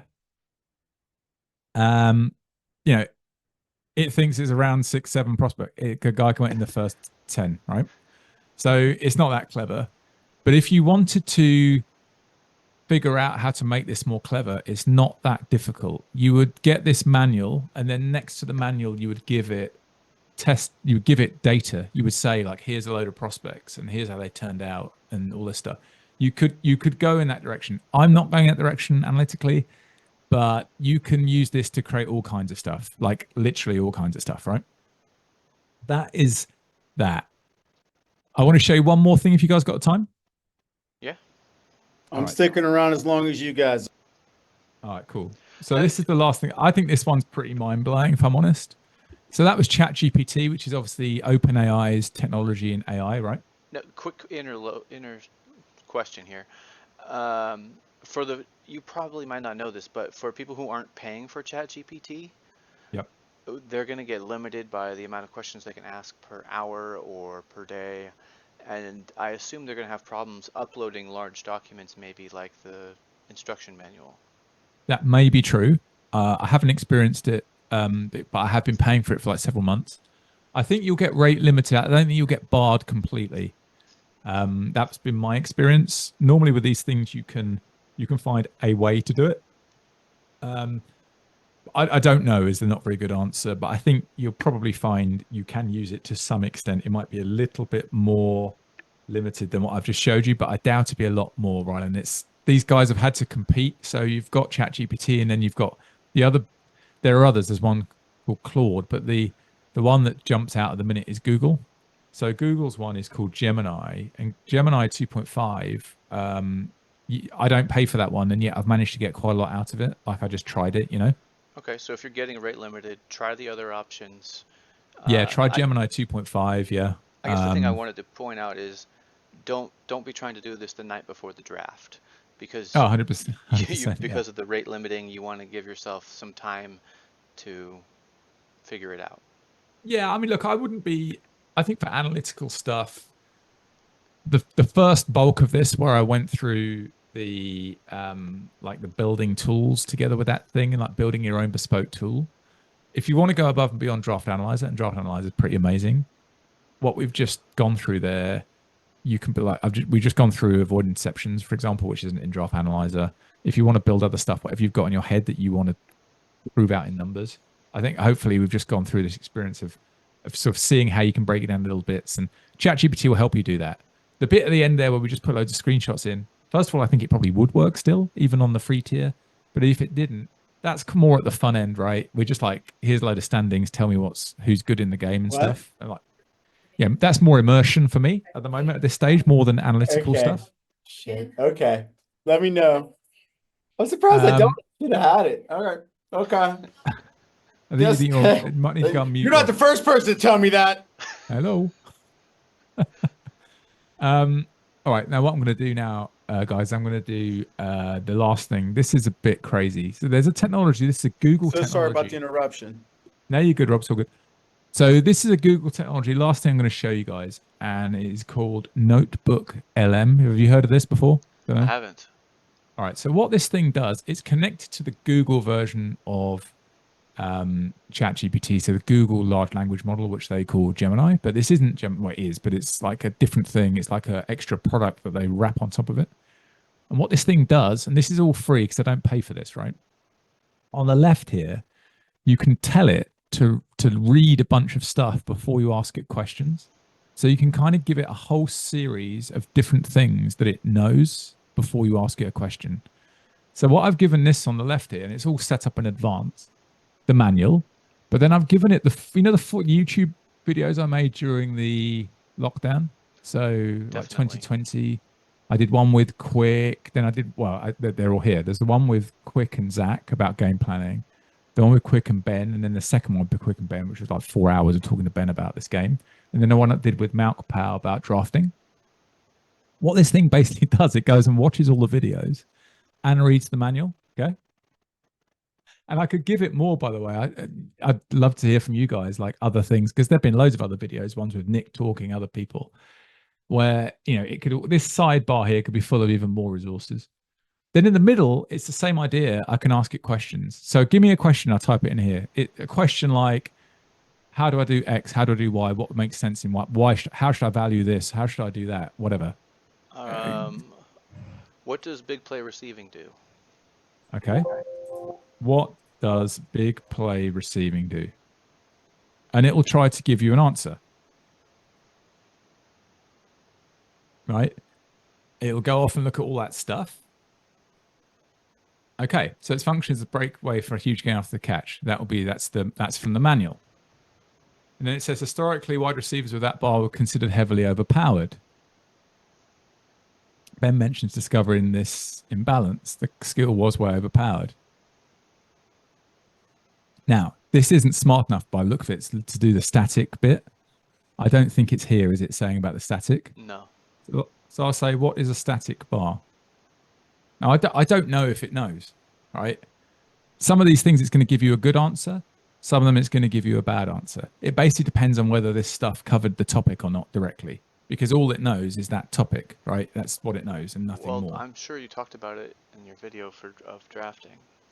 Here we go. Key characteristic is that most masking doesn't touch static bars because static bars can serve as potential tells to identify hidden talent. Then stuff about what happened in older versions of the game. You know, what does a zero static mean? In Draft Analyzer, they're green, whatever, right? This thing now is it's very smart on some aspects of the game. It's as smart as a Ben or a Zach. It's not smart in others where it just doesn't have information. It's a bit patchy, you don't know, but it's got good stuff in it, right? If I refresh this and start again, let's say I say, what are some areas to look for hidden value in a draft, right? Don't know what it's going to say, but it's going to go away and write me. It's going to say chemistry. Yeah, exactly. Yeah. So it's going to say whatever people have said in this, basically, plus whatever the manual says, or it's going to try to like work between the lines and figure out what it can figure out. You didn't upload your chemistry video. I could have done. I felt like that had less insight in it. Anyway, pattern recognition and bar signatures, static bars, relationships, whatever, right? And this looks at first glance pretty useful, right? And you could ask this thing any question is the point I'm trying to make. And if you're not getting great answers like on BPR there, then you just add more and more sources you can think of until you get something. Now check this out, right? I'm going to click this thing. It basically generates a 10-minute podcast about this. It's insane, right? So it'll take a couple of minutes. I'll just leave it running while we do something else. But you know, it's a bit of fun, but it's also I've had a few things where I've got it to tell me something I didn't know, and then I've generated that, and then I've gone off and done something else, and I leave it on in the background to listen to while I'm doing it, right? Can you still ask it questions while it's generating? I think so. Yeah, let's try another question. I don't know if it's going to stop playing with this or what it's going to do. How can I throw fewer interceptions? Throw well, my team, yeah, my Sure. team. Throw viewer. I think Clown's joined us, by the way. Is that you, man? Clown's here. Hey, what's up, man? You good? Cinco de Mayo, baby. It's crazy at work. I love the thing you sent with, like Margarita Monday with spreadsheets and. I was a little concerned because I think Bylana got scout picked on his 4th round pick. Oh, that is too bad. I suppose I was busy here. I hope you got a good one. I'll be quiet now. Thanks for Here you the go. This the heads up afterwards. Here you go. So, I mean, this looks like a pretty good answer, right? And I maybe should have done a podcast on this one. Acquire of QBs, a high avoidance interception. Yeah. Even an outright draft pick can have a pretty high avoidance interception rating. Yeah. Is it in rating? You need to analyze statistics to estimate. Yeah. Multiplayer community developed methods, including calculating spreadsheet analysis of CSV data from the game to estimate this attribute. And then you've got like the list back source. Is thought to be linked to your shared intelligence. All this stuff. I mean, I think that's pretty good as an answer. Much better than the BPL one, right?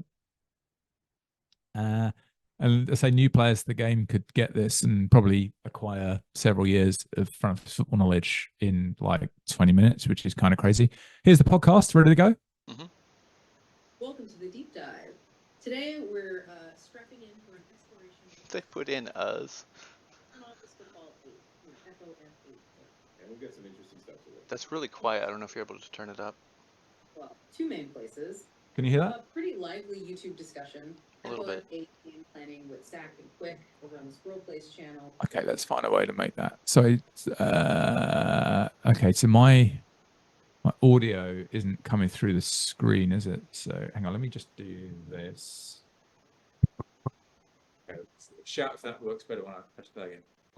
Some experienced players does. really unpacking their tactics there. Yeah, that was a good one. Lots of detail. And we're also leaning on the official FOF8 manual.pdf just to get that foundational stuff, the mechanics. Always good to have the rule book. Exactly. So our mission today is really to understand what makes this is game insane, tick right? strategically. Yeah, it's pretty crazy. Team building. I offense, think we just got replaced. managing resources. Sorry? I mean, I could skip through it, but you get the idea, right? There's like 10 minutes of like actually sensible things they talk about. They're just like, how that works, I don't know. And it kind of freaks me out on one level that you can just generate 10, 12 minutes of people talking about front office football in like a sensible way, like just by typing on this screen. Like, but you can. Was there another question there? That was a question from you, Shane? No, I just came to watch and learn and love. Okay.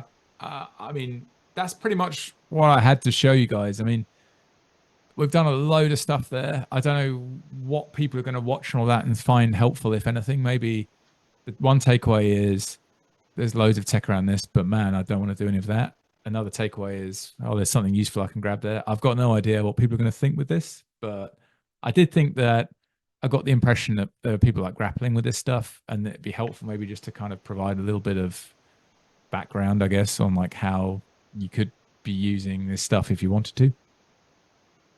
No, this is great. This is super eye-opening. I think for the people who want to dive into this provides us a really, really good introduction to what to do.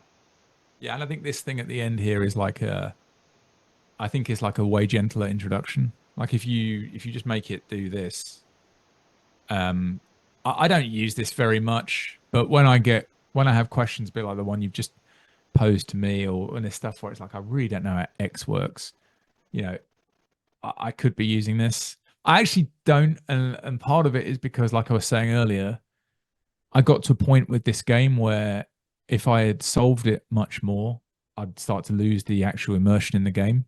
And so I kind of stopped deliberately. And I stopped like, it's literally like 6 calendar years ago now. I think it was before COVID, really. When I did those various YouTube videos back then, it was partly about just kind of it's fairly obvious that there was just a degree of knowledge that were kind of like some people in the community had and others didn't. And I think they were just like, let's just broaden it out so that the game is more challenging and also more immersive. And that happened, and that was great. And I think since then, this game's been in a really good place because most leagues are competitive. I think there's nobody at the minute who's got an obviously dominant strategy, which is brilliant because it makes the game more fun, I would say. And going in too far down this track to develop a dominant strategy for me would be counterproductive because it would make the game less fun, not more fun. But for somebody who is kind of in the foothills of learning about this stuff, I just thought this might be interesting. I think it's going to be great. If you're somebody who's not great at computers, you're probably going to want to slow the beginning of this video down to like 33%, because Jamie knows exactly what he's talking about, and he flew through that first part because it's all super basic to him, but it might be new to you. Yeah, but hopefully there's something useful. I don't know. Anyway, look, that's kind of what I got. Happy to deal with anything more you guys want to do, or happy to wrap it up there, really.